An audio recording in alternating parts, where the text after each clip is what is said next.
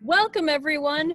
We've gathered all of our friends from Agua A Lagoon Foundation to explore nature, the environment, plants, and even animals. So please join us as we bring you crafts, gardening, cooking, all kinds of fun games and activities. We even have our resident scientist here to answer your questions. Get ready as we explore our Agua clip of the day. Hi guys, I'm Nikki with Agua A, and I'm going to talk to you today about greenhouse gases and how you can utilize them for gardening.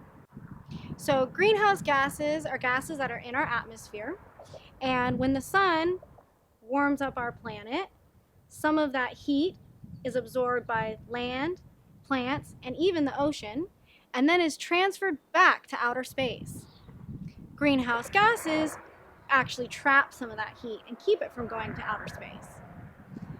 What happens is that actually warms up our planet. If we didn't have greenhouse gases, we probably wouldn't be able to live here. It'd be a little bit too cold. But if we have an excess of greenhouse gases, things could get really, really warm. And that could change our seasons, the way the earth looks, and how we live our lives. Now, the concept of gases might be a little bit difficult to understand because we can't see all of the gases unless we have specialized equipment. I know you know your solids though. Solids have a defined shape. They can be malleable or broken apart, but their chemical structure is really, really tight and close together. Liquids are fluid. They don't have a defined shape, right? Their chemical structure is a little bit further apart. Gases are really, really cool. Imagine gas inside of this. Their chemical structure is really far apart, and they move around freely and really, really quickly. Do you think this has gas in it? Absolutely. The air we breathe has oxygen. 21% of it is oxygen. The other 78% is nitrogen. And that other tiny little baby percent is comprised of argon, methane, and carbon dioxide.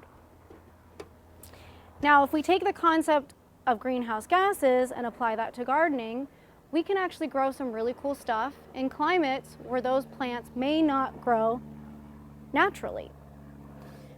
A greenhouse is an outdoor structure either made out of plastic or glass. And it has to be see-through, right? Because plants need light. So the light has to go through the greenhouse so that the plants can grow. Now, all of that sunlight is going to warm up the inside of the greenhouse.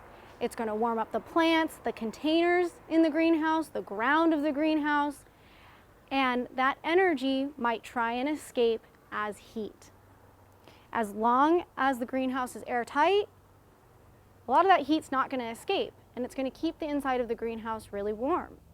So if you live in a colder climate, you might be able to grow some things that maybe grow in a tropical climate because you have a greenhouse. Or you might be able to have vegetables and fruits year-round. Greenhouses can be really effective in growing some really cool things that we can eat or just enjoy to look at. So I hope you consider putting a greenhouse in your backyard. I'd love to see it if you do. And if you already have one, send us an email. I'd really like to see it. Thanks so much for joining me. Hope to see you again. Bye. Thank you for tuning in to Agua A. This video is brought to you by our sponsors, Hale & Associates and JP Mortgage.